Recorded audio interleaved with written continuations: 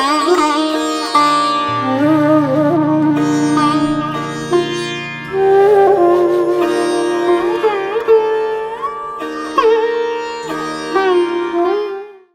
जी जब चित्रकूट में बस गई, पूरा अयोध्या आया, वशिष्ठ मुनि आए, कौशल्या माता आई, भरत जी आए, तो सीता जी का व्यवहार कैसा था? यहाँ पर सीता जी का व्यवहार देखें। सबसे पहले वशिष्ठ जी को प्रणाम किया, फिर अपनी सासुओं से मिली, क्योंकि दुख का समय था, राजा दशरथ स्वर्गवासी हो चुके थे, भगवान राम के वियोग में सारी सासू माता दुखी थी, उनसे बड़े धैर्य रख करके मिली। पहले अयोध्या का समाज मिलने आया, समाचार मिला, तो फिर मिथिला का समाज आया, राजा जनक आए, देखा सीता जी को, माता पिता के प्रेम से सीता जी ऐसे विकल हुई कि अपने को संभाल नहीं सकी। पृथ्वी कन्या सीता जी समय और धर्म का विचार कर फिर धीरज रखा।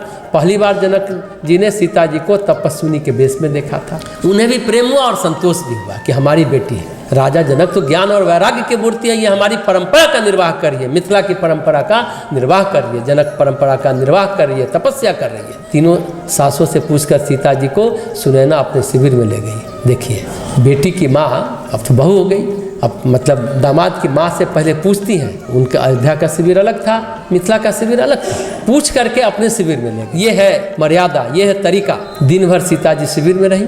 अब सीता जी को अपनी तीनों सासों की सेवा करनी। जब तक अयोध्या और मिथिला का राज समाज रहा, तब तक सीता जी राम जी के पास नहीं रही, सासुओं की सेवा में तल्लीन रही। सीता जी की मर्यादा देखें, सीता जी जनक जी के शिविर में है। अब कैसे कहें कि रात में हमारी सास अकेली होंगी, हमें सास की सेवा करनी है। इच्छा तो सबकी है कि सीता जी रात में जनक जी के शिविर में रहे, पर सीता जी को ठीक नहीं लग रहा, खुद उन्हीं को ठीक नहीं लग रहा। आज की बहू तो कोई बहाना खोजे कि माँ ले खोजती है ना कि किसी तरह मायके जाके रहें। तब महारानी सुनैना ने कहा, सीता के ससुराल वाले हैं, इसलिए सीता को उनके पास जाना चाहिए। तो जनक जी ने कहा, हाँ ठीक है, अब जाओ। तो जनक जी ने उनको विदा किया। फिर राम भरत मिलाप हुआ। खराव लेकर जब भरत चले, अयोध्या का राज समाज और मिथिला का राज समाज विदा होने लगा, तो सबसे पहले ससुराल वालों को आदर किया। वहीं मायके वाले भी हैं, लेकिन पहले ससुराल वालों को विदा किया। सभी साधुओं को प्रसन्नतापूर्वक विदा किया। तो सीता जी ने अपने ससुराल वालों की ऐसी सेवा की, वन में रहकर भी की। ऐसी है सीता जी और उनका ऐसा है व्यक्तित्व।